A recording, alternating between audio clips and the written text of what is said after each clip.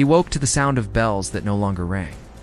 They hung in the fog like drowned moons, towers half remembered by a city that had forgotten its own name. The air tasted of rust and rain, and beneath it all lay the copper-sweet ache of souls left unattended. That ache was how he knew where he was. It was how he always knew. They had named him many things over the centuries: omen, hound, mistake. But he remembered the first name only dimly, the one whispered by a woman who died screaming and praying in the same breath. He did not remember her face. He remembered only the heat of her fear and the way the ground had opened to take her. He was the son of the dead, spirit-born and half-bound, cast upward from hell like a stone thrown in anger. His father's voice had followed him through the flames. Gather them, it had thundered. The lost, the wandering. Bring them home. And so he walked. The mortal world did not welcome him. Streets bent away from his steps. Mirrors clouded when he passed. Dogs whimpered and would not look at him. He wore a man's shape because it was easier that way. Bones and breath borrowed from the air itself. But his shadow never quite matched. Sometimes it sprouted horns. Sometimes it dragged chains. The first soul found him at dawn, crouched beneath a collapsed church roof where ivy had claimed the altar. She was young, translucent as breath on glass, her eyes wide with the terror of someone who knew she was already dead, but had not yet accepted it. "I didn't mean to stay," she whispered. No one came. They rarely do," he said gently. He knelt, though he did not need to. Courtesy mattered to the dead. He offered his hand. Fire flickered beneath his skin, a faint glow where blood should have been. She recoiled at first, then reached for him, her fingers passing through his palm like smoke through a flame. The mark burned itself into his chest as it always did, a sigil of weight and tally. One soul, one step closer. When she vanished, drawn downward by forces older than prayer, the bells finally fell. They shattered on stone without a sound. He moved on. Days meant little to him, but the sun learned his outline, tracing him with pale reluctance. Nights were worse. That was when the unclaimed gathered on bridges, in burned houses, along the edges of forests where names thinned and maps failed. They followed him sometimes, drifting in loose, trembling constellations. "Are you an angel?" they asked. "No." "A demon?" "Not entirely." "What happens when we go?" He never lied, or remembered. That was enough for some. For others, nothing ever was. With each soul he gathered, the pull grew stronger. Hell called to him like gravity, like a wound that refused to close.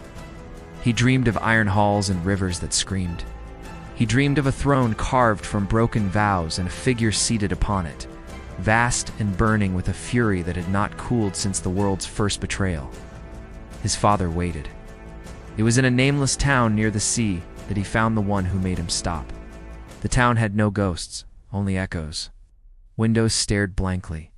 The air smelled of salt and rot.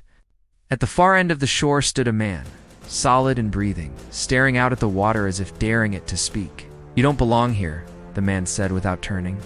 Neither did the son of the dead. He stayed silent. "I can see you," the man continued. "You're loud, not in sound. In absence, that was new." The man turned then, and his eyes were wrong, not dead, but hollowed by grief so deep it had made room for other things.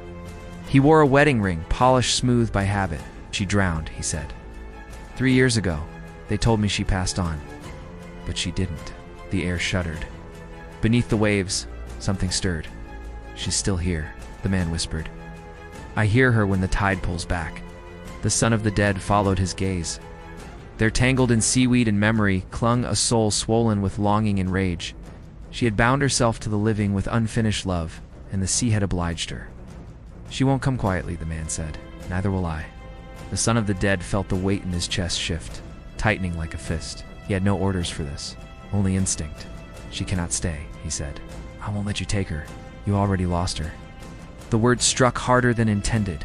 For a moment, he saw his own mother, not her face, never her face, but the way her scream had torn the air as hell reached up to claim what it had sired through her.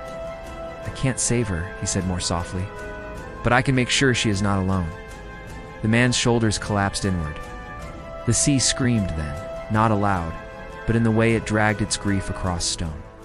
The soul rose, shrieking, clawing at the air. The son of the dead stepped forward, fire blooming beneath his skin, his true form threatening to tear through borrowed flesh. "Remember," he commanded, not as a demon, not as a god, but as something born of consequence. She did. She remembered warmth, laughter, the weight of a hand in hers. The rage ebbed. The sea released her. She vanished. The mark burned deep, deeper than any before. Two souls were taken that night. The dead woman, the living man who collapsed to his knees, finally free of the tether that had been strangling him. The son of the dead staggered. Hell surged upward to meet him. The world cracked open beneath his feet, and fire swallowed the shore. He fell through smoke and screaming wind, down into the place he had never truly left. His father stood when he arrived. Satan was not horned nor monstrous. He was vast in the way disasters are vast, inevitable, patient, incandescent with restrained fury.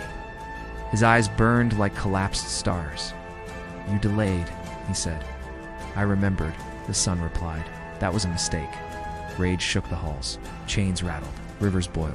"You are not meant to feel," Satan roared. "You are meant to collect." "I did, but you chose." Silence fell like ash. For the first time, the son of the dead understood his punishment. He was not sent to gather souls to serve hell. He was sent to learn what it meant to lose them. Satan leaned close, fire rolling from him in waves. "Go back," he said. "There are more, always more. And when you return again, you will know why I am angry." The world split. He awoke beneath another sky, another bell tower, another ache pressing against his ribs. Somewhere, a soul was waiting. And he walked, because he must, because he remembered, because every soul he gathered brought him closer to the place he dreaded most. And further from the last fragile thing that made him more than his father's wrath.